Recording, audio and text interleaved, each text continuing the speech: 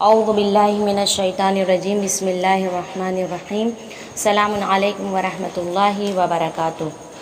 آج والدین کے حقوق کے بارے میں بتائیں گے، کیا حق ہے ماں باپ کا۔ ایک شخص نے رسول خدا صلی اللہ علیہ وآلہ وسلم سے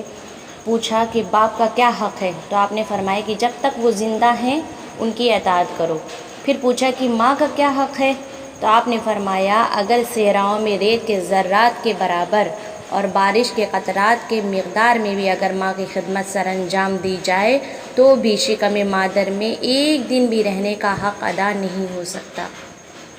اس حدیث سے معلوم ہوتا ہے کہ ہم چاہے کتنی بھی خدمت کریں، سب کچھ کر ڈالیں اپنے ماں باپ کے لیے، کبھی بھی ہم اپنے والدین کا حق ادا نہیں کر سکتے۔ خصوصاً ماں کے لیے یہ کہا گیا کہ جتنا بھی ماں کے ساتھ نیکی کی جائے، کتنی بھی خدمت کی جائے، انجام نہیں، یعنی ہم حق نہیں ادا کر سکتے ہیں۔ اور والدین کا ماں باپ کی خدمت کرنا صرف دنیا میں ضروری نہیں ہے، صرف ان کے حقوق دنیا میں ہی نہیں ہے کہ جب تک وہ زندہ ہیں، یعنی جب تک وہ حیات ہیں، باحیات ہیں، تبھی تک ہم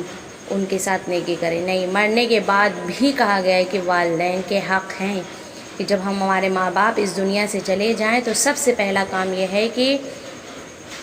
ان کی طرف سے واجبات جتنے ہیں وہ انجام دیں، جیسے ایسے واجبات انجام دیں کہ جو انہوں نے اپنی حیات میں انجام نہ دیا ہو، مثلا نماز، روزہ، حج اور قرضے وغیرہ، اسی طرح کی بہت ساری چیزیں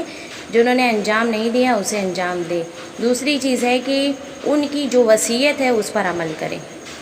جو انہوں نے وصیت کی تھی کہ میرے بعد یہ کرنا وہ کرنا، اس پر عمل کیا جائے۔ تیسری چیز کہ ان کی مغفرت اور بخشش کے لیے مختلف اعمال بجا لائیں، ان کی طرف سے صدقہ دیں، کار خیر انجام دیں، مستحب اعمال بجا لائیں، اور جتنا ممکن ہو سکے مادی اور معنوی تحائف اور ہدیے ان کو